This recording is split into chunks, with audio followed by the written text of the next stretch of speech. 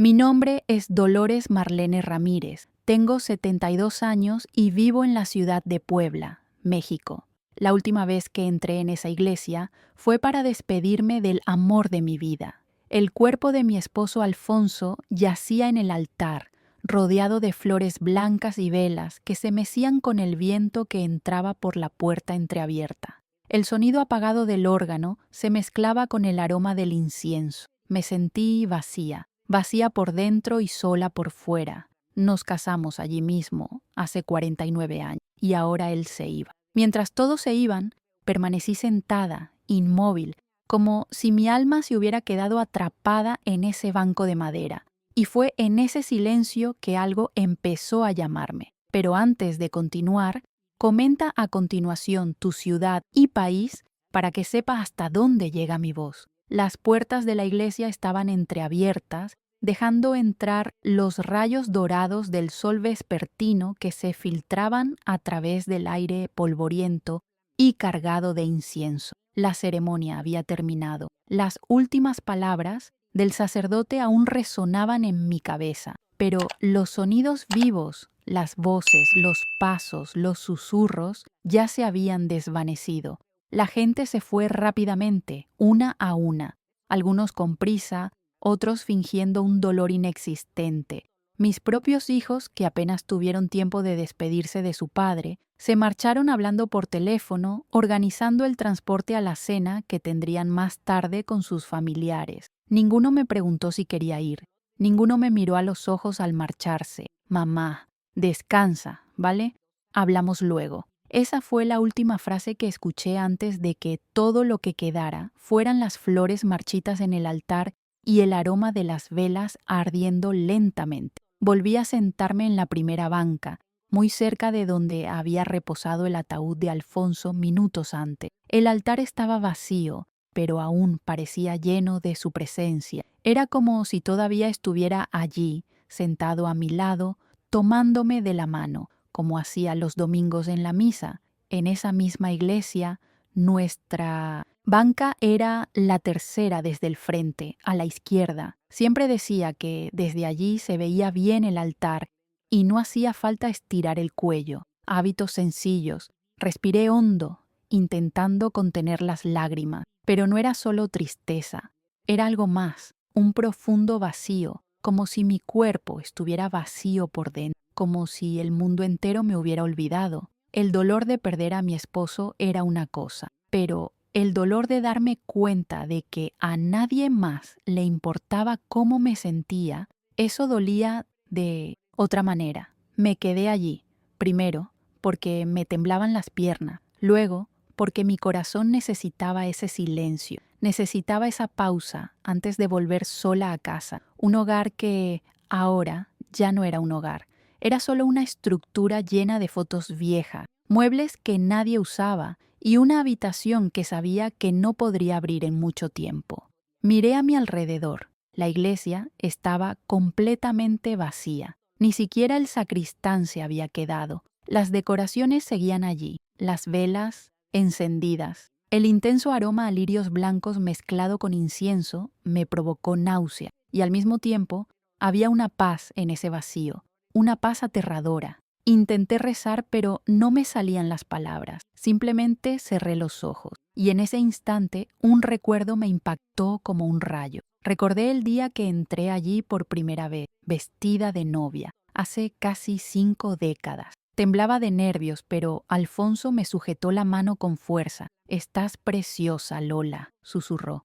«Aquí empieza nuestra historia». Y así fue. Empezamos allí. Y ahora la terminaba allí sola. Abrí los ojos y vi la imagen de San Miguel sobre el altar, con la espada en alto, pisoteando a un demonio acobardado. Esa imagen siempre me infundía valor, siempre me recordaba que el bien triunfa sobre el mal, pero ahora parecía mirarme de otra manera, como si me dijera que algo aún no había terminado. El silencio en la iglesia empezó a cambiar. Dejó de ser una simple ausencia de sonido. Empezó a asemejarse a un susurro, como si las paredes respiraran, como si alguien me llamara suavemente, pero sin palabras. No sé si fue mi imaginación o si fue el Espíritu Santo, que siempre encuentra la manera de tocarnos cuando más lo necesitamos. Algo dentro de mí me decía, no te vayas todavía. La luz que entraba por las ventanas se movía lentamente, proyectando sombras sobre el suelo de piedra. Y entonces noté algo curioso. Detrás del altar, en un rincón que normalmente estaba cubierto por una alfombra bordada, había una pequeña línea oscura en el suelo, casi invisible, una división, como si fuera el contorno de una puerta empotrada. Me puse de pie, impulsado por un impulso que ni yo mismo comprendía. Caminé lentamente hacia el altar. Mis zapatos resonaban secamente sobre el suelo de mármol. El bastón de madera que había usado durante años para caminar golpeaba rítmicamente como marcando los pasos de mi valentía. Me acerqué a esa línea, me incliné y pasé lentamente la mano por la madera. Allí, en esa parte detrás del altar, donde nadie pasa nunca, donde el sacerdote se arrodilla para rezar, había una protuberancia, un escalón, la silueta de algo. ¿Era realmente una puerta? Mis dedos se deslizaron en un recoveco oculto, como si hubiera una cerradura oculta. Mi corazón empezó a latir más rápido. El dolor de perder a Alfonso fue ahogado por una curiosidad que rozaba el miedo. Algo me decía que allí había más que recuerdos. Había una historia esperando ser contada, una que quizá ni el propio Alfonso se habría atrevido a revelar. Yo, una viuda invisible, olvidada por mis hijos y familiares, estaba a punto de descubrir algo que quizá nadie más debería ver, o quizá era precisamente yo quien necesitaba encontrarlo. Respiré profundamente, cerré los ojos y murmuré, Señor, si es tu voluntad, muéstrame lo que debo ver. El silencio respondió, pero no era un silencio cualquiera. Era el tipo de silencio que precede a una revelación. Siempre creí que el silencio es donde Dios susurra, pero nunca había experimentado algo tan profundo como ese día. La iglesia, vacía y silenciosa, parecía estar viva, como si respirara conmigo, como si observara mis pasos. El olor a madera vieja, cera quemada y piedra fría era el mismo de siempre. Pero había algo diferente esa tarde, de esos que te dan escalofríos y te hacen temblar el alma. Me quedé allí, de pie detrás del altar, donde nunca me había atrevido a ir. Mi bastón reposaba a mi lado, y mis manos temblorosas aún buscaban a tientas aquella silueta oculta en el suelo. La división en la madera parecía demasiado discreta para ser una puerta. Sin embargo, algo me decía que lo era. Pero lo más extraño no fue lo que vi con mis ojos, sino lo que sentí por dentro.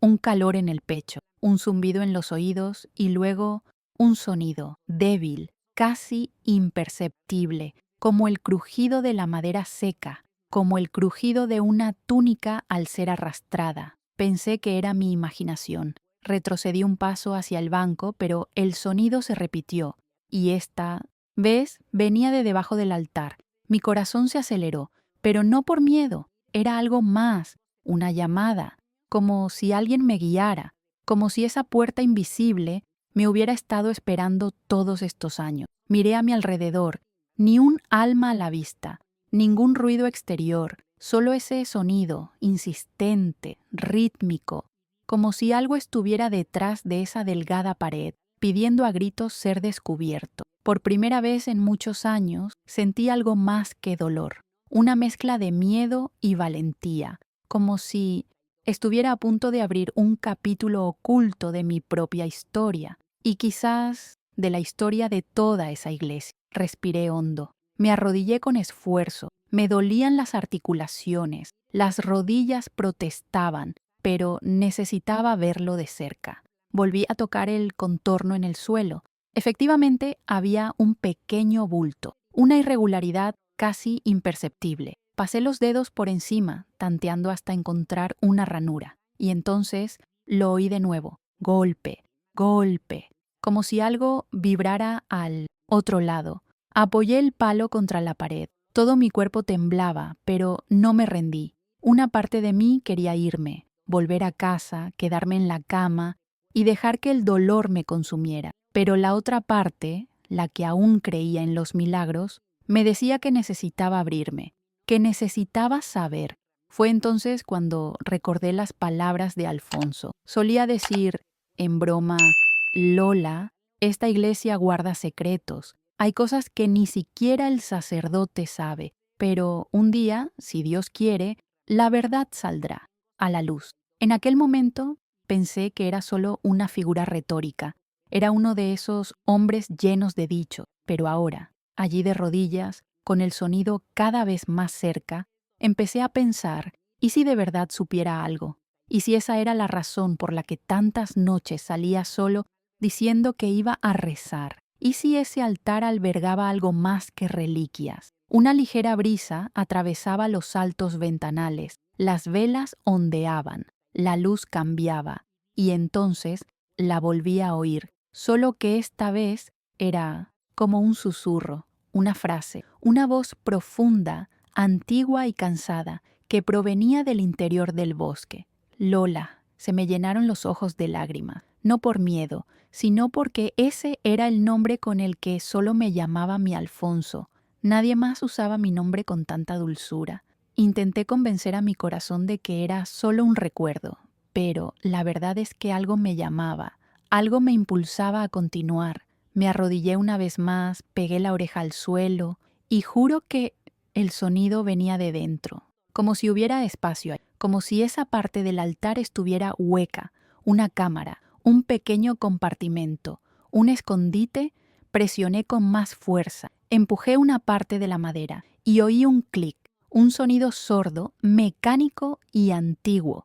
La estructura tembló ligeramente, casi como un suspiro. Retrocedí un poco esperando que algo se abriera, pero no pasó nada. Era como si la puerta se hubiera abierto desde dentro, pero necesitara un último empujón. Me puse de pie, aunque me costó. Puse ambos pies firmemente en el suelo. Apoyé las manos en la estructura. Oré en voz baja. Señor, si no es para ver, aléjame. Pero si es para liberar algo, dame valor. Y luego empujé. El altar crujió, lentamente, como si despertara de un sueño demasiado largo. Y allí, ante mis ojos, una grieta, una abertura, un pasillo pequeño, oscuro y estrecho, con paredes de piedra y olor a moho. La luz de la iglesia no entraba allí. Era un túnel hecho para esconderse, para no ser descubierto. Y al final de ese túnel, una luz diminuta, muy tenue, parpadeante, como una lámpara de aceite olvidada, o como la llama de una vela encendida por alguien, recientemente. ¿Qué era? ¿Un antiguo escondite? ¿Una sala de oración? ¿Un refugio de guerra? ¿O algo aún más oscuro? El silencio sagrado de la iglesia se había transformado en una invitación, un desafío. Di un paso adelante, solo uno, y en ese instante volví a oír el susurro. Lola, necesitas saberlo.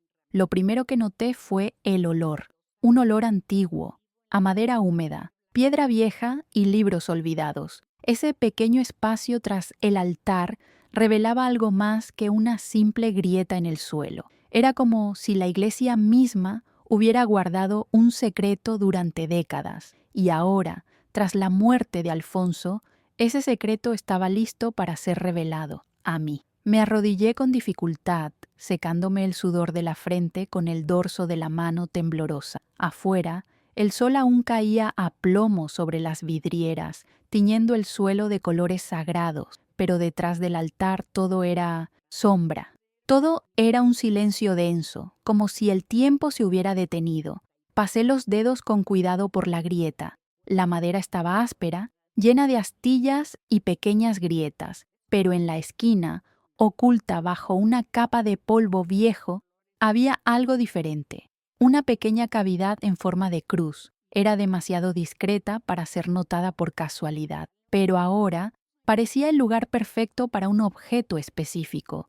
¿Algún tipo de llave?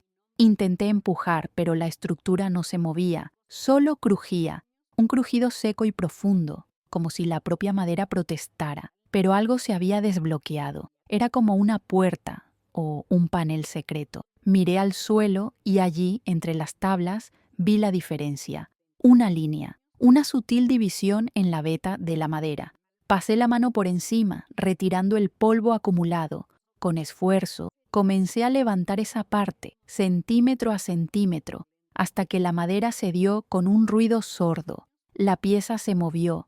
Era una puerta baja, casi oculta, cubierta por años de suciedad y abandono. Sus bisagras crujieron al abrirse, revelando una pequeña escalera que descendía, estrecha, tallada en piedra, tenuemente iluminada. El aire que salía de allí era frío, más frío que cualquier invierno que haya experimentado. Y junto con el aire llegó un sonido, un crujido metálico, el sonido de algo arañando la pared o quizás cadenas. Tragué saliva con fuerza, miré hacia atrás como esperando que alguien apareciera y dijera que estaba prohibido. Pero no, vino nadie. Nadie sabía siquiera que seguía allí. Era como si el mundo exterior se hubiera detenido, y el único sonido que se oía era el de mi respiración jadeante y el tenue susurro del viento bajando por los escalones de piedra. Toqué la pared con la palma de la mano, fría, húmeda y cubierta de símbolos rayados. No eran grafitis, eran grabados antiguos, cruces pequeñas, inscripciones en latín, letras desgastadas que mis ojos, ya cansados, apenas podían descifrar. Dudé. Mi corazón decía, vete, cierra esa puerta y olvídate de que existió. Pero mi alma, eso era lo que gritaba. Entra, descubre, Dios está contigo.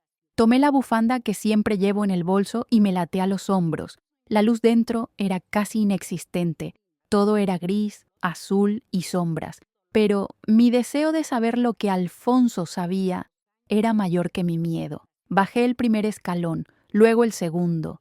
Con cada paso la temperatura bajaba. El sonido de mis zapatos resonaba en las paredes de piedra. Un sonido hueco y solitario, como si entrara en una cripta. Y quizás así fue. A pocos metros de la entrada vi una puerta de madera reforzada, muy distinta de la ligereza del altar superior. Esta era tosca, pesada, con cerrojos de hierro oscuro y una pequeña anilla en el centro. Pero lo más inquietante era el símbolo tallado en el centro de la madera, un ojo rodeado de espinas. Había visto algo parecido en antiguos libros de iglesia, pero no recordaba su significado. Puse mi mano sobre el anillo. Estaba helado. Lo giré lentamente. Clic, clic. La cerradura cedió. Con un crujido profundo, la puerta se abrió, revelando una habitación pequeña, redonda y silenciosa. Sus paredes estaban revestidas de terciopelo oscuro, cruces sin Cristo colgaban boca abajo, y un altar central estaba cubierto por un paño morado. Me temblaban las piernas, pero seguí. Dentro todo parecía congelado. Una lámpara encendida en un rincón emitía una luz tenue, suficiente para ver un banco, un cuaderno viejo y una fotografía. La recogí con cuidado. Era Alfonso, joven, de pie junto a dos hombres que no conocía. Detrás de ellos, la misma pared con el símbolo del ojo. ¿Qué hacía allí? ¿Por qué estaba esa foto escondida en un lugar tan apartado? Fue entonces cuando lo entendí. Esa puerta no era una entrada cualquiera, era un sello, una frontera, un velo entre lo sagrado y lo profanado. Y quizás Alfonso se había arrepentido.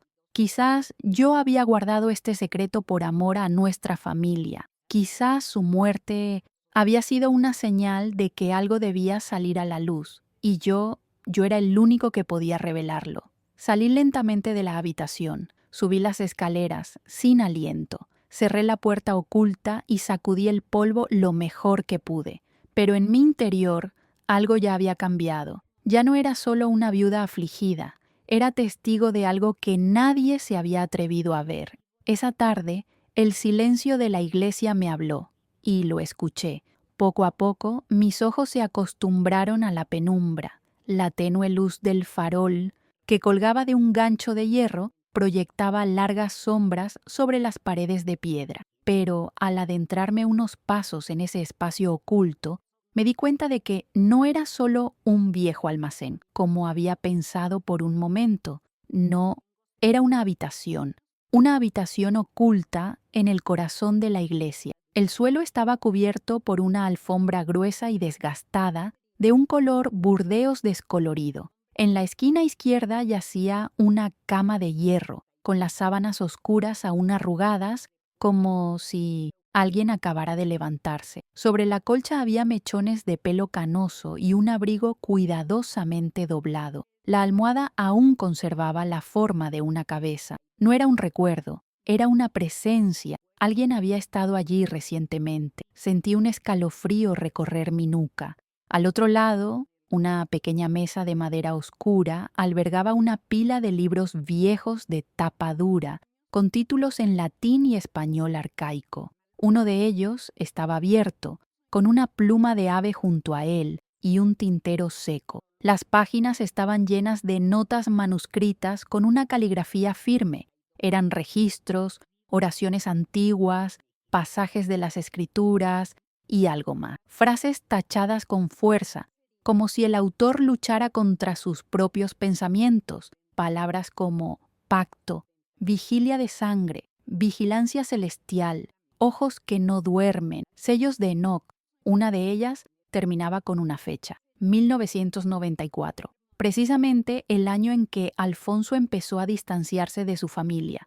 Hasta entonces nunca había atado cabos. Junto a la cama, una mesita de noche sostenía una pequeña imagen de Santa Teresa de Ávila, pero el rostro de la santa estaba vuelto hacia la pared. La imagen parecía estar cubierta con cera de vela derretida, y detrás de la estatuilla, oculto, encontré un crucifijo invertido, colgado de un cordón de cuero. Era pesado, frío. La madera olía a humo viejo. En la pared del fondo colgaba un espejo ovalado, polvoriento pero intacto. En él vi mi propio reflejo distorsionado, pero había algo más detrás de mí. ¿Una figura?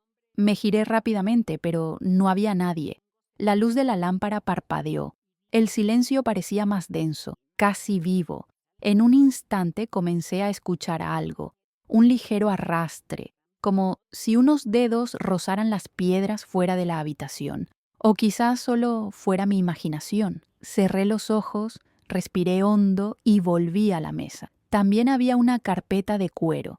Al abrirla, encontré documentos con los sellos y timbres de la iglesia, papeles que nunca debieron haber estado allí abajo, en una habitación oculta, certificados, cartas firmadas por miembros de la congregación, mapas de la distribución de la iglesia marcados en rojo, y una carta doblada con un nombre en el anverso, Alfonso. Reconocí la letra, era suya. Temblando, desdoblé el papel. Dolores, si has llegado hasta aquí, es porque algo me pasó. Sé que siempre confiaste en mí, pero hay verdades que ni el amor puede proteger. Fui a un lugar donde no debía haber ido. Acepté algo que no debía haber aceptado. Si puedes, quema estos papeles y reza por mi alma. Con amor eterno, Alfonso. La carta cayó de mis manos. Me incorporé en la cama. El colchón se hundió como si alguien aún estuviera allí. Todo en ese lugar gritaba que no era solo un refugio secreto, era un punto de encuentro, un espacio ritual, una celda de aislamiento o quizás un santuario clandestino dentro de la casa de Dios. Mi corazón latía como un tambor. Empecé a reunir los documentos. No me atreví a quemarlos. Al contrario, sentía que necesitaban ser vistos, conocidos, purgados de la oscuridad. Pero antes de subir, di una última vuelta por la habitación. Detrás del espejo había un pequeño nicho. Dentro, una vela apagada, una llave y un sobre sellado con cera roja, marcado con el símbolo del ojo espinoso, el mismo que vi en la puerta de afuera. No lo he abierto, todavía no. Salí de la habitación lentamente, llevándome la carta, los papeles y la llave. Cerré la puerta, aparté la alfombra y lo cubrí todo tal como estaba.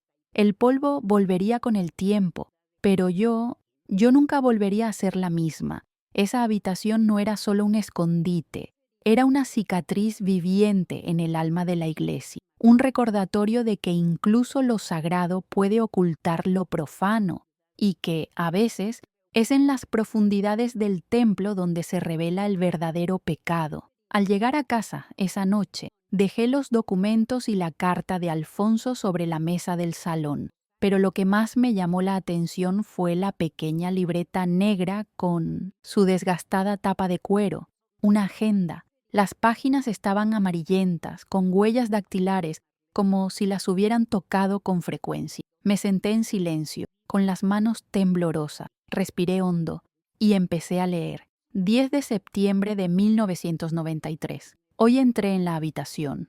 No era la primera vez, pero algo cambió. Sentí que la pared me escuchaba, que había algo ahí que todavía no entiendo. El anciano me dijo que el silencio revela lo que la fe esconde. En la página siguiente, dibujos, círculos con cruces, una estrella de 6 puntas entrelazada con una serpiente y palabras escritas en hebreo que nunca me enseñó.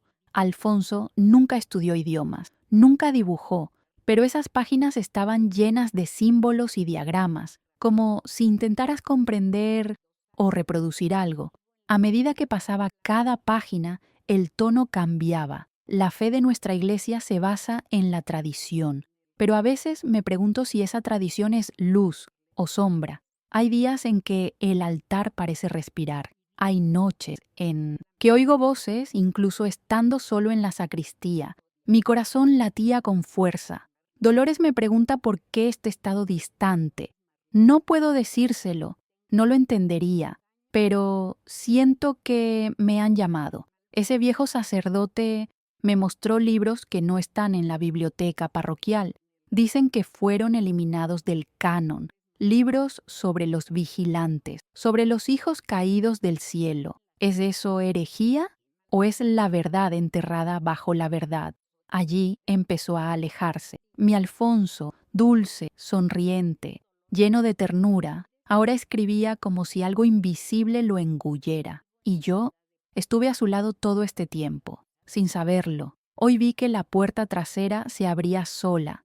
No había viento. Recé el Salmo 91 en voz alta. La vela se apagó. Cuando la volví a encender, había una marca en la pared, 5 líneas paralelas, como dedos quemados en una piedra. El anciano sacerdote dijo que era una señal. Las páginas siguientes hablaban de reuniones nocturnas, de cánticos silenciosos, de un pequeño y antiguo grupo que se reunía en secreto. No se llamaban a sí mismos sacerdotes ni monjes, usaban otro nombre, los silenciosos. Dijo que cada uno guardaba un secreto que no podía decirse en voz alta y que en cada generación uno debía ser el guardián de la llave. La llave, la misma que encontré en la habitación. Acepté. Dije que sí, pero desde ese día mis sueños han cambiado. Veo rostros que no reconozco. Oigo mi nombre en voces incorpóreas. Dolores, perdóname, pero hice un pacto que no entiendo. Y ya no sé cómo salir. Se me llenaron los ojos de lágrimas. Alfonso estaba atrapado por algo que él llamaba fe, pero que parecía más bien una prisión espiritual. En cada página intentaba convencerse de que seguía siendo el mismo, pero ya no lo era. Si alguna vez encuentra este diario, que me perdone. Quise proteger nuestro hogar, pero fracasé. Que se lo lleve a alguien, que no deje que este cuaderno se pierda en el olvido.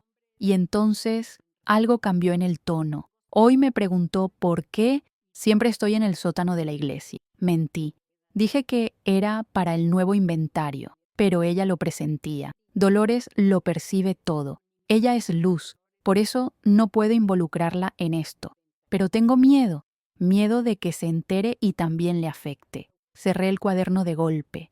Me ardía el pecho, me sudaban las manos, sentía como si una parte de mí hubiera sido traicionada, pero otra comprendí. Alfonso clamaba por ayuda, y lo hizo de la única manera que sabía, escribiendo, dejando constancia, dejando un mapa, por imperfecto que fuera, de todo lo que vivió y vio, aunque nunca tuviera el valor de contarlo en voz alta. Me levanté y fui al estante donde guardaba sus libros de oración. Entre las tapas encontré más papeles sueltos, algunas notas, fechas tachadas con nombres que no reconocí. Y en una hoja, doblada 3 veces, había un dibujo del altar, con flechas que apuntaban a algo abajo. ¿Un agujero?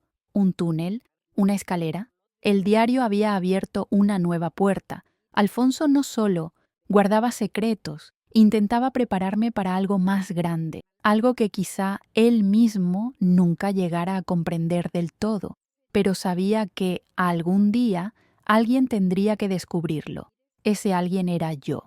Volví a abrir el diario, ahora con un nudo en la garganta. Algo dentro de mí se resistía, como si mi alma supiera que con cada página mi corazón se rompería un poco más, pero no podía parar, porque no se trataba solo de él, también se trataba de mí, de todo lo que había vivido junto a un hombre que ahora parecía desmoronarse ante mis ojos, revelando facetas que jamás imaginé. 21 de octubre. Encontré al niño de nuevo. Está más débil. No le ha bajado la fiebre. Le di la llave del sótano. Es el único lugar donde nadie mirará. Necesita descansar. ¿Qué chico? ¿Qué sótano? Seguí leyendo. La iglesia no acepta a los forasteros, los anónimos, los no registrados. Pero la sangre de Cristo no hace distinción, ¿verdad? A veces me pregunto si sirvo a Dios o a una institución que solo lo usa como fachada. Las palabras ardían. Alfonso siempre había sido devoto, pero ahí, entre líneas, se veía a un hombre en crisis, un hombre dividido entre su fe y su conciencia. Mencionó a los ocultos, personas rechazadas por la comunidad, pero a quienes él insistía en proteger. Extranjeros, enfermos, mujeres embarazadas expulsadas de sus hogares, jóvenes que huían de los abusos dentro de la propia iglesia. Mi voto de silencio no es lo mismo que la inacción. Si no puedo gritar, ayudo con mis manos. Aunque me expulsen, no negaré refugio a quienes sufren. Me detuve, respiré hondo. El dolor era diferente ahora. Ya no era ira, era una mezcla de tristeza y compasión. Mi Alfonso luchaba contra algo más grande de lo que podía imaginar. Se rebelaba en secreto contra la misma estructura a la que servía. Las páginas siguientes hablaban de reuniones nocturnas con un grupo de 3 personas. Sus nombres estaban abreviados, T, L y D. Se reunían en la antigua capilla, un lugar que la parroquia ya no usaba. Hablaban de ayudar a los intocables, como él los llamaba. Atendían cuerpos enfermos, almas confundidas y corazones rotos. Hoy, D me dijo que nos vigilan, que los superiores quieren saber por qué nos quedamos en la iglesia tanto tiempo después del toque de queda. Dijo que me trasladarán si sigo así, pero no puedo parar. Ahora no con tanta gente que depende de mí. Y luego vino la parte que me rompió. Dolores cree que estoy distante porque estoy cansada. He querido decírselo tantas veces, pero ¿cómo explicarle que se están extinguiendo vidas mientras se barnizan los altares para la misa dominical? ¿Cómo decirle que hay cuerpos enterrados en el olvido dentro del mismo templo? Me temblaban las manos. ¿Qué quería decir con eso? ¿Cuerpos enterrados en el olvido? ¿Era literal o simbólico? Si algo me pasa, si no despierto un día, quiero que alguien lea esto. No para justificarme, sino para continuar lo que empecé. El silencio entre estos muros mata más que el tiempo, y quienes sirven a la luz no pueden temer a la oscuridad. En ese momento, todo mi interior gritó. ¿Y si la muerte de Alfonso no fue solo un problema cardíaco repentino, como me habían dicho? ¿Y si cargaba con algo tan grande, tan peligroso, que necesitaba ser silenciado? Cerré los ojos y recordé la noche en que enfermó. Llegó tarde a casa, sudoroso y nervioso. Dijo que necesitaba ducharse y dormir, pero durante la noche lo oí susurrar palabras que no entendí. Y al día siguiente, el colapso. El hospital. El fin. ¿Fue realmente un infarto? ¿O algo más lo llevó allí? En el fondo, empecé a comprender. El diario no era solo un registro, era una confesión, un intento de prepararme y quizás de advertirme. Hay una habitación debajo de la antigua sacristía. Nunca ha sido renovada. Allí guardamos algunos de los archivos y objetos que salvamos del incendio de 1974. Nadie entra, pero lo que se guarda allí no es solo madera y papel. Son recuerdos de una época que la iglesia intentó borrar. Si alguien lee esto, no tire la llave, la maldita llave. Regresé a la habitación secreta y recuperé la cajita donde la había guardado.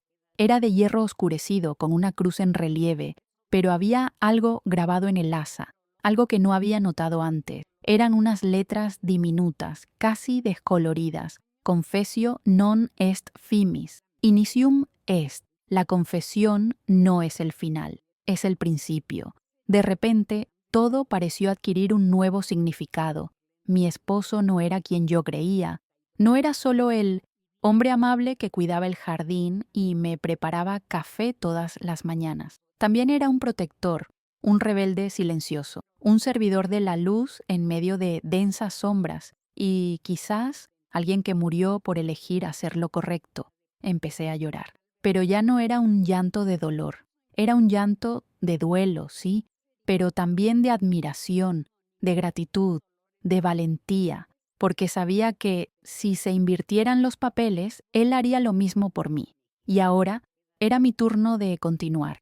Al día siguiente, me desperté con un peso en el pecho y una certeza. Necesitaba volver, necesitaba comprender más, confirmar que no estaba loca, que todo lo que había encontrado, leído, sentido, era real. Me llevé la llave que estaba dentro de la cajita y también el diario escondido en el fondo de mi bolso, envuelto en un viejo lienzo, como si supiera que sería peligroso guardarlo, pero aún más peligroso dejarlo allí. La mañana estaba gris, las nubes eran densas, el viento húmedo, pero nada de eso. Tomé el autobús y fui directo a la iglesia. No había ceremonias ese día, solo el sacerdote y los asistentes se encargaban del mantenimiento. Entré con paso tranquilo, pero el corazón me latía con fuerza. Fui directo a la sacristía, decidido a alcanzar de nuevo la habitación oculta. Pero no había dado ni 5 pasos cuando oí que alguien me llamaba con dureza. Dona Dolores. Me giré lentamente. Era el padre Jorge, un hombre de rostro sereno, mirada profunda y siempre muy respetuoso. Pero algo era diferente en ese momento. No sonrió, no me bendijo. Tenía los ojos entrecerrados, la boca cerrada. La atmósfera cambió. ¿Qué haces aquí tan temprano?, preguntó en un tono casi inquisitorial. Olvidé un pañuelo ayer. Quería recogerlo antes de la misa del domingo. Mentí, intentando sonar natural. Se acercó lentamente, como analizando cada palabra, cada gesto. ¿Un pañuelo?, repitió. ¿En los bancos o en algún otro sitio? Creo que pudo haber caído cerca del altar. Apenas la respuesta había salido de mi boca cuando él dio un paso adelante, colocándose en mi camino. Será mejor que dejemos que los ayudantes te busquen. Puede ser peligroso caminar solo por aquí, con escaleras, tablones sueltos, dijo, en un tono casi paternal, pero lo vi en sus ojos. Era una advertencia, una cortina protectora disfrazada de amabilidad. Conozco cada rincón de esta iglesia, padre, respondí con firmeza y dulzura. Mi esposo dedicó su vida a ella. Me siento segura aquí. El silencio que siguió fue denso como la niebla. Entonces respiró hondo y dijo, sin mirarme a los ojos, Dolores, necesito que entiendas algo. A veces es mejor no fijarse demasiado. Se me revolvió el estómago. Esas palabras no fueron casuales. Él lo sabía. Quizás no todo, pero sabía que lo había visto, que lo había leído y que ahora tal vez yo era un riesgo. ¿Qué busca, padre? ¿Un pañuelo? No respondió. Solo sonrió con los labios, pero su mirada permaneció fría. Y luego dijo, Alfonso era un hombre complejo, y a veces el dolor del mundo se cuela en las almas más generosas. Hizo mucho bien a esta iglesia, pero también nos trajo problemas. La frase nos impactó, nos causó problemas. ¿De qué estaba hablando? No entiendo, dije, intentando mantener la voz firme. ¿Dijiste que nos causó problemas? Lo que quiero decir, hija mía, volviendo a un tono clerical, es que el celo excesivo no siempre es una virtud. A veces, la compasión mal dirigida puede abrir puertas que Dios no quería abrir. Puertas. Se refería a la habitación. Lo sabía. Cada célula de mi cuerpo lo sabía. Luego puso su mano sobre mi hombro y, con un suspiro controlado, agregó: «Confía en la paz. Algunas respuestas no son bendiciones, son tentaciones. Y la curiosidad, incluso cuando parece sagrada, puede llevarte a la ruina». Me alejé. «Con todo respeto, padre, creo que Dios no le teme a la verdad. Quienes sí la temen tienden a ocultarla». Su rostro cambió, la sonrisa se desvaneció y por un instante se quedó allí, mirándome, esa mirada que intenta penetrar tu alma para medir hasta dónde estás dispuesto a llegar. Y entonces, como si la tensión se hubiera desvanecido en el aire, se dio la vuelta. «Que tenga un buen día, señora Dolores», y se fue. Me quedé allí un momento. Tenía el corazón acelerado, me sudaban las manos, era evidente.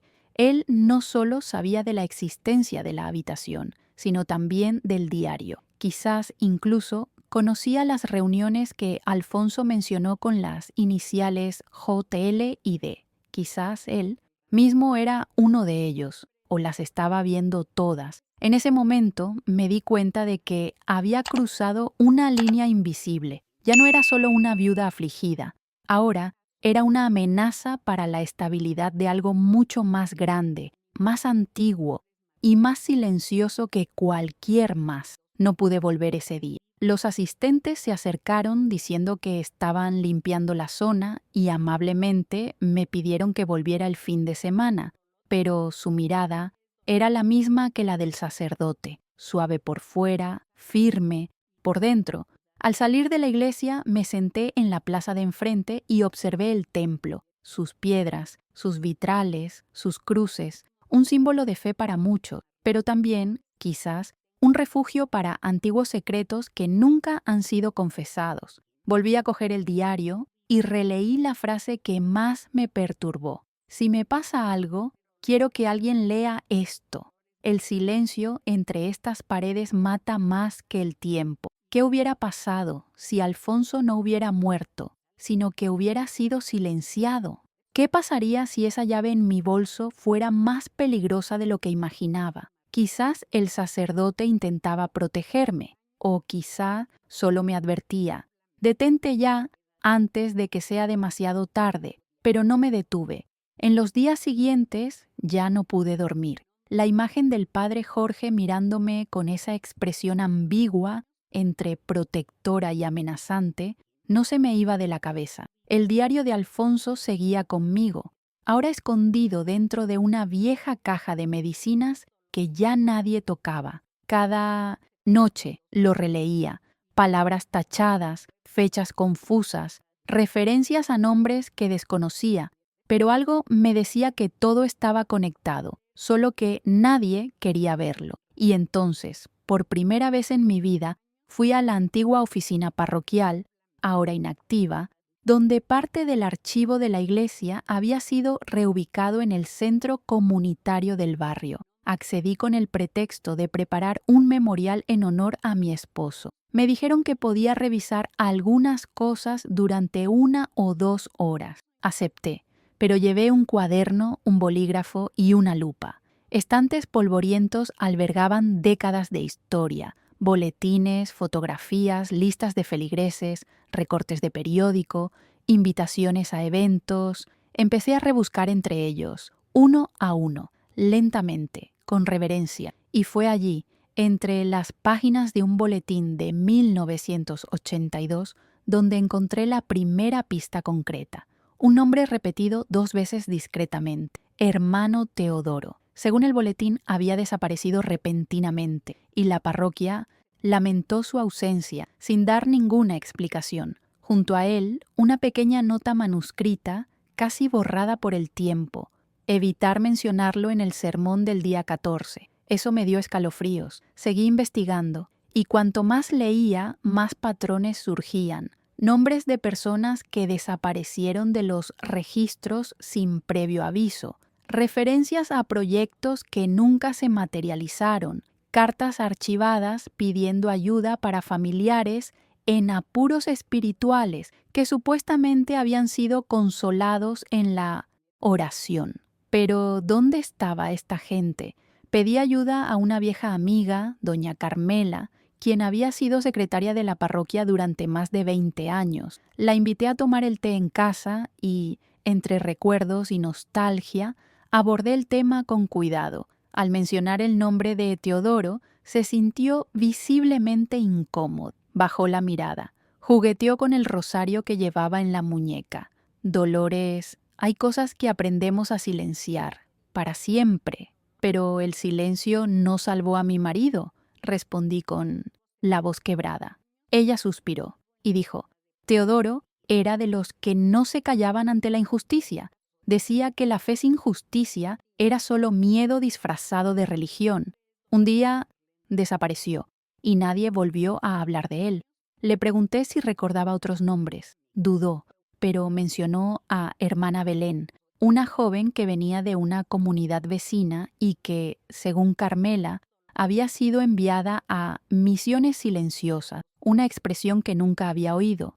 También investigué sobre eso, regresé a los archivos y allí estaba, un sobre lacrado, roto, que contenía el expediente de Belén, fechado en 1993. Unas notas en tinta roja decían, recogido, no se permiten visitas. Otra nota decía, el contacto con Alfonso excedió lo permitido. Mi corazón dio un vuelco. Alfonso, corrí a casa y abrí el diario. En la página 46, donde solo había escrito el dolor de quienes son llamados pero no escuchados, había un símbolo, una pequeña cruz con 3 puntos debajo. Esa misma marca estaba en el expediente de la hermana Belén. No sabía qué significaba, pero ya estaba claro que Alfonso intentaba preservar recuerdos que se estaban borrando, personas que habían sido silenciadas por algo o alguien. Pasé los días siguientes en bibliotecas, sitios web antiguos, explorando foros y archivos digitales. Descubrí que otras iglesias de la región también habían reportado desapariciones o traslados inexplicables de miembros. Una de ellas mencionó un programa de reeducación espiritual que se realizaba en lugares privados. En otra, una mujer denunció la desaparición de su hijo poco después de confesar dudas sobre las enseñanzas del líder local. Nada de esto podría ser una coincidencia. Armé un mural improvisado en mis... Conecté fotos antiguas, nombres, fechas y símbolos. Fue como armar un rompecabezas con piezas que llevaban décadas dispersas. Y en el centro de todo, Alfonso. Con cada página que releía de su diario, notaba más señales. No era solo un hombre piadoso, buscaba justicia desde dentro. Quizás protegía a esta gente, quizás lo amenazaban, quizás por eso su salud se había deteriorado tanto en los últimos años. No era solo su cuerpo, era su alma la que se veía aplastada por el peso de secretos que nadie quería cargar. También hablé con un exmonaguillo, ya adulto, que recordaba haber oído ruidos extraños por la noche detrás del altar. Me contó, con lágrimas en los ojos, que una vez entró allí a escondidas y vio a una joven llorando, encerrada, como si estuviera en un retiro forzado. Me dijeron que estaba en tratamiento espiritual, confesó, pero ahora sé que era algo completamente distinto. Con cada conversación, con cada descubrimiento, mi miedo crecía, pero también mi convicción. No podía parar, no después de todo lo que Alfonso había enfrentado, no después de todo lo que yo había visto. Y entonces comprendí, esa morada secreta no era solo una habitación oculta, era un rincón del velo, una grieta en todo un sistema de ocultación, silencio y pactos de obediencia disfrazados de fe. Y quizá el padre Jorge no era el único que lo sabía. Quizás ni siquiera era el más peligroso. Durante mucho tiempo, pensé que el altar era el lugar más puro de una iglesia, un espacio sagrado donde el cielo tocaba la tierra.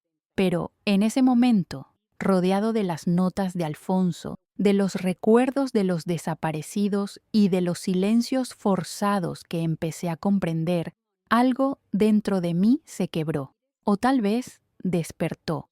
Regresé a esa pequeña habitación oculta tras el altar. No sé si fue por valentía o desesperación. Entré con el corazón acelerado y la mirada alerta. Todo seguía igual, pero ahora sabía qué buscar. Empecé a examinar las paredes, la textura irregular de la madera en ciertos puntos, marcas en el suelo como si hubieran arrastrado muebles. Encontré una trampilla disimulada por una alfombra vieja y debajo una estrecha y húmeda escalera de piedra que descendía a un nivel aún más profundo de la estructura. Respiré hondo y bajé las escaleras. Olía a moho y abandono, pero no a vacío. Sentía que el espacio aún tenía presencia. En las paredes de piedra, huellas de manos, palabras grabadas con carbón, nombres, fechas, oraciones. Era un refugio o una prisión. Encontré un colchón delgado doblado junto a un cubo y un pequeño crucifijo colgando torcido. Y allí, escondido bajo una tabla suelta del suelo, había un sobre con varios papeles, notas escritas por diferentes personas, algunas con letra temblorosa, otras con letra firme. Una de in. Ellas decían: nos dijeron que era por nuestro bien, pero aquí solo queda silencio. Recen por mí si alguien lee esto. Mi cuerpo temblaba. Sentía como si estuviera leyendo confesiones que jamás deberían ocultarse. Regresé a casa corriendo y empecé a contrastar la información. Recordé los nombres borrados de los registros parroquiales, los desaparecidos, los que se llevaron. Eso era todo. La iglesia usaba ese espacio para ocultar no solo objetos, sino también personas, gente que sabía demasiado, gente que dudaba, personas que se atrevieron a decir que la verdadera fe no necesita control, miedo ni obediencia ciega. Algunas de esas cartas tenían fechas cercanas a las entradas del diario de Alfonso, y una de ellas era suya. Sí, Alfonso había escrito una carta de su puño y letra, y la había dejado allí, escondida, quizás como último recurso. En ella decía: si un día encuentran este papel, es porque he decidido que ya no puedo seguir cooperando con el silencio. Sé que esto tendrá un precio, pero si el altar se ha convertido en un refugio para la injusticia, entonces ya no es un altar, es un escondite. Que Dios me perdone por tardar tanto en verlo. Allí todo se confirmó. Mi esposo no solo enfermó físicamente, lo consumía la culpa por haber formado parte, aunque fuera en silencio, de un sistema que asfixiaba almas en nombre de la salvación. Los recuerdos empezaron a afluir, escenas del pasado, reuniones nocturnas, visitas discretas del sacerdote, llamadas telefónicas, interrumpidas en cuanto entraba en la habitación. Nunca lo entendí. Hasta ahora. La semana siguiente, intenté hablar con otro feligrés de toda la vida, un caballero respetable, siempre presente en los servicios. Cuando mencioné las cartas, palideció. Debería dejarlo pasar, señora Dolores. Hay cosas que simplemente no entendemos, y meterse con ellas solo trae mala suerte. Lo que trae maldición es el pecado oculto, hermano, respondí con firmeza. Él simplemente meneó la cabeza en silencio. Otros me confrontaron. Decían que mi dolor me estaba volviendo loco, que veía fantasmas, que era falta de oración, pero yo sabía lo que había leído, lo que había visto, lo que Alfonso había escrito de su puño y letra, y entonces una mujer a la que no había visto en más de 15 años se me acercó. Se llamaba Marta. Había desaparecido de la iglesia sin explicación alguna, tras perder a su hijo en circunstancias misteriosas. Se me acercó con lágrimas en los ojos y me dijo: yo también estuve allí, Dolores, 3 días. Dijeron que necesitaba una purificación porque cuestioné el trato que recibía una chica de la comunidad. Me encerraron, me amenazaron y luego me enviaron lejos. Ella estaba llorando y yo también. Todo iba más allá de cualquier tragedia personal. Era un sistema, un esquema institucionalizado de silencio, donde el altar era la fachada, y tras él se escondía el sufrimiento de tantos. Empecé a escribirlo todo, cada nombre, cada fecha, cada testimonio. Era mi forma de resistir. Fue entonces cuando comprendí algo aún más profundo. Alfonso sabía que no podía cambiarlo todo solo. pero dejó pistas, quizás con la esperanza de que algún día alguien, yo, pudiera continuar, romper el silencio. Y si decidió ocultar algunas pruebas, fue porque sabía que en esa iglesia la justicia no era bienvenida. Lo que importaba era la apariencia, la reputación, el poder, pero la verdad ya no podía ser enterrada. Al final de esa semana, volví por última vez al lugar escondido. Tomé una vela, una cruz y su diario. Oré en voz alta, por él, por mí, por todos los que sufrieron en silencio, y dejé allí, sobre esa fría piedra, mi promesa. No me callaré, no olvidaré, no fingiré que esto no sucedió, porque la verdadera fe comienza cuando elegimos la verdad, incluso cuando ésta nos quita todo.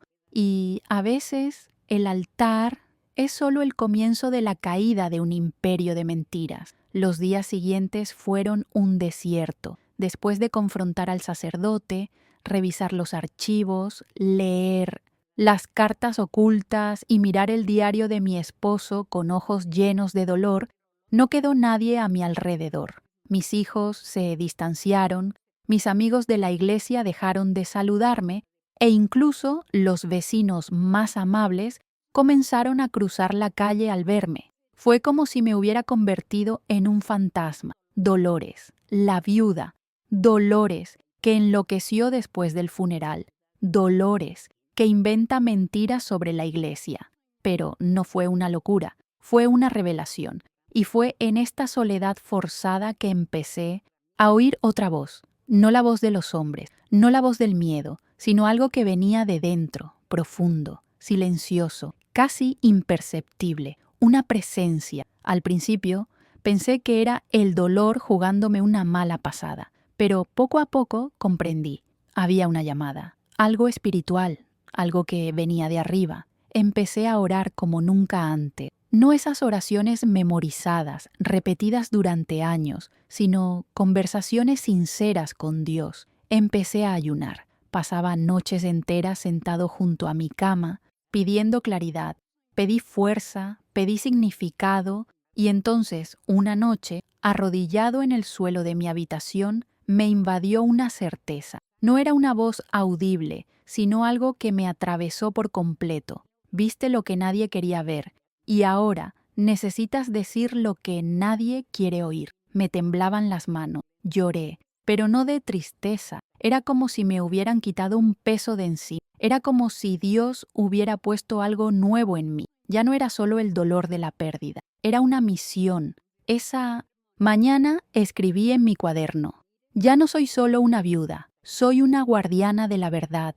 Comencé a estudiar la Biblia desde una perspectiva diferente. Los profetas que fueron rechazados, las mujeres que fueron llamadas a anunciar lo que los líderes ocultaban. Ana, que oró en silencio y fue acusada de estar borracha. María Magdalena, quien fue la primera en ver a Cristo resucitado, y nadie le creyó. Dios siempre ha hablado a quienes han sido ignorados. Sentí que Él también me hablaba a mí. Un verso comenzó a resonar en mi corazón: y conoceréis la verdad, y la verdad os hará libres. Juan 8:32. ¿Pero liberar a quién? ¿A mí? ¿A los demás? ¿A los que aún estaban ciegos? Quizás todos ellos. Con el paso de las semanas empecé a recibir pequeñas notas anónimas en mi puerta, algunas con frases como «estoy contigo» o «gracias por no quedarte callada». Una de ellas simplemente decía: yo también estaba en esa habitación. Fue entonces cuando me di cuenta, no estaba tan solo como creía. Otros también lo sabían. Otros también estaban despertando. Quizás solo esperaban a que alguien diera el primer paso, y ya lo había dado. Decidí que ya no ocultaría nada. Lo contaría, escribiría, grabaría si fuera necesario, aunque me odiaran, aunque me llamaran traidor, aunque me amenazaran, porque si la verdadera fe no puede resistir la verdad, entonces nunca fue fe, fue miedo. Empecé a caminar sola por las calles de la ciudad, sintiendo algo que no había sentido en años: libertad, aunque me miraban con recelo, incluso cargando un escándalo sobre mis hombros. Había una paz dentro de mí que solo quienes han sido tocados por Dios comprenden. Ya no se trataba de Alfonso, ni de mí. Se trataba de todos los que sufrieron en silencio. Empecé a soñar con esa habitación oculta. Soñé que se incendiaba, que las paredes se derrumbaban, que los papeles volaban y las verdades se escapaban por las ventanas de la iglesia como palomas blancas. En uno de esos sueños volví a oír la frase: «Lo viste, ahora habla». Y eso fue lo que empecé a hacer. Se lo conté a una amiga periodista. Le enseñé algunos documentos, se quedó atónita. Dijo que podía ayudarme, tenía miedo, pero al mismo tiempo sentía que obedecía a algo superior a mí. Otras mujeres empezaron a contactarme, viudas, ex asistentes, madres de jóvenes desaparecidos sin explicación. Fue como si se hubiera rasgado un velo. Dios estaba moviendo algo. Empecé a orar por estas mujeres. Les abrí las puertas de mi casa. Formamos un pequeño grupo. Un grupo de oración, pero también un grupo de resistencia, porque sabíamos que nos atacarían. Y así fue. Recibí amenazas anónimas. Mi buzón fue destruido. Un día encontré pintura roja en la puerta, como si fuera sangre, pero no me detuve, porque cuando Dios te da una misión, también te da protección. Hoy, al mirar atrás, veo que el dolor del funeral fue solo la puerta a mi liberación.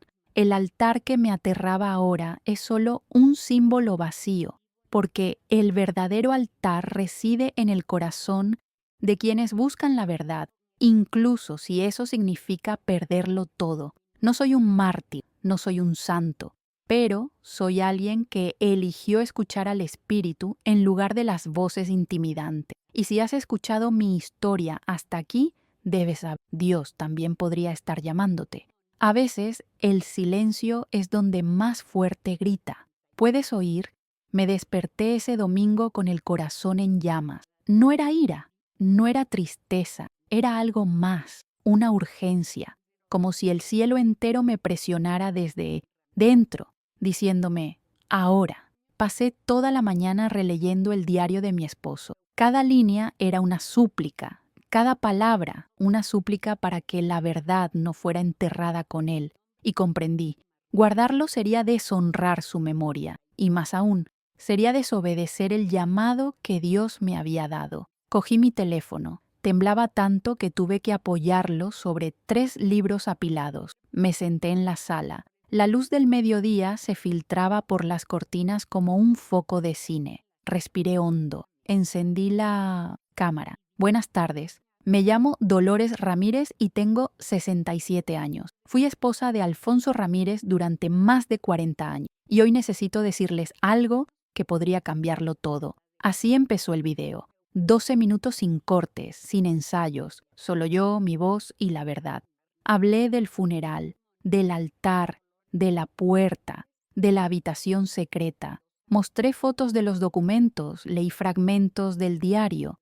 Hablé del sacerdote que intentó silenciarme, de la persecución velada, de las mujeres que me buscaron en secreto. No acusé a nadie directamente, pero lo dejé claro. Si alguna vez sentiste que algo andaba mal en tu iglesia, tal vez no estabas loco. Publiqué el video con el corazón en la boca. Título: Lo que encontré detrás del altar en el funeral de mi marido. Cerré mi portátil, salí a caminar. Necesitaba respirar. Cuando regresé 3 horas después, el vídeo ya tenía más de 8,000 visitas y decenas de comentarios. Mi madre también vio algo extraño en esa iglesia. Eres valiente. Que Dios te proteja. Siempre supe que ocultaban algo. Dolores, no estás sola. Lloré.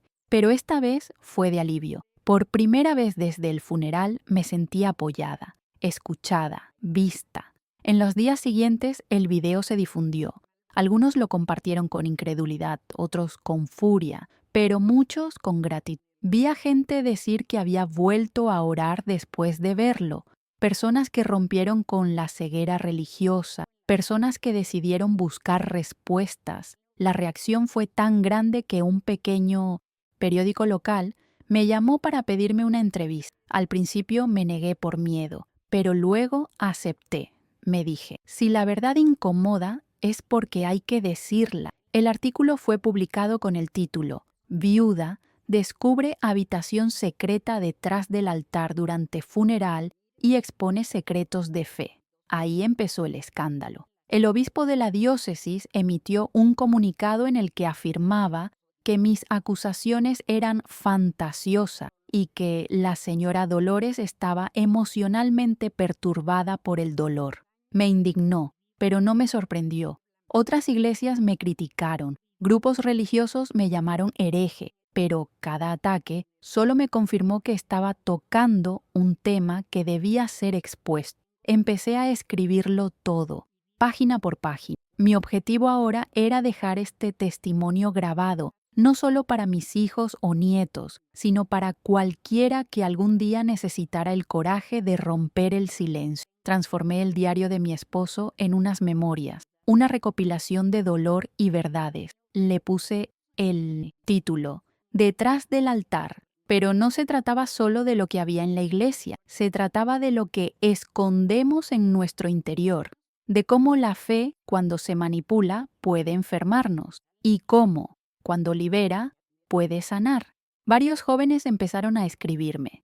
Decían que se habían alejado de la religión por hipocresía, pero que mi historia les recordaba a Dios, el Dios verdadero, no el Dios de los púlpitos, sino el Dios de la compasión, la verdad y la justicia. Uno de ellos dijo, pensé en quitarme la vida, pero después de escucharte decidí cambiar de iglesia. Gracias por no quedarte callado. Esa frase me atravesó como una flecha y me di cuenta.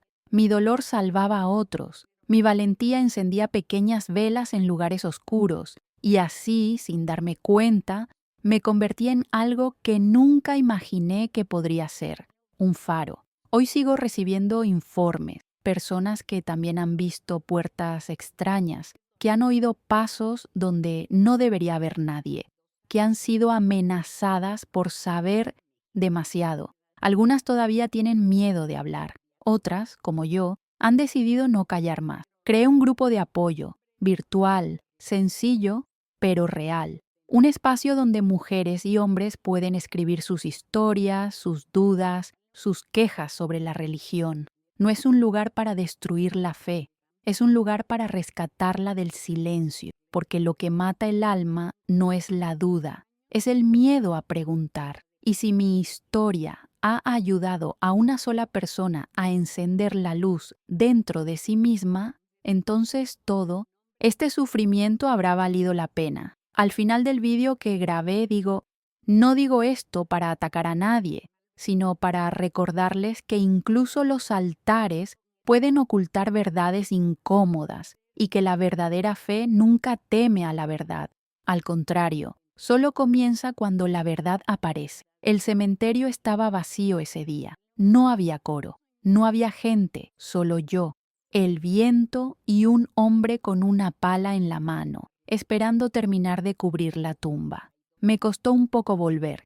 Después del video, la denuncia, los mensajes de apoyo y las amenazas veladas que recibí, necesitaba tiempo, silencio, pero no el mismo silencio que mi esposo. El mío era un silencio de asimilación, de sanación. Llevaba conmigo un pequeño arreglo de flores que a él le gustaba plantar él mismo, claveles rojos. Decía que eran flores resistentes, que incluso bajo el sol fuerte o la lluvia no perdían su color.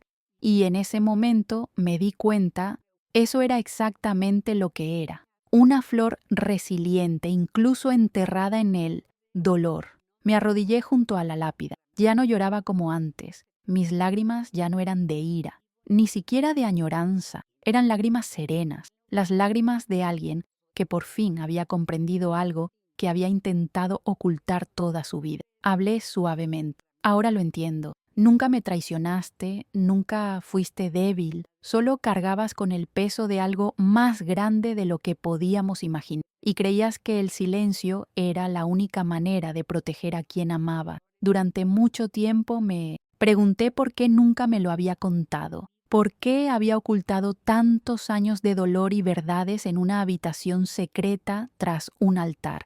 Pero la respuesta llegó con el tiempo. Él no quería que yo perdiera la fe. Pero ahora lo sé. La verdadera fe no se pierde con la verdad, empieza con ella. Regresé a la iglesia una última vez, no para rezar, sino para cerrar el ciclo.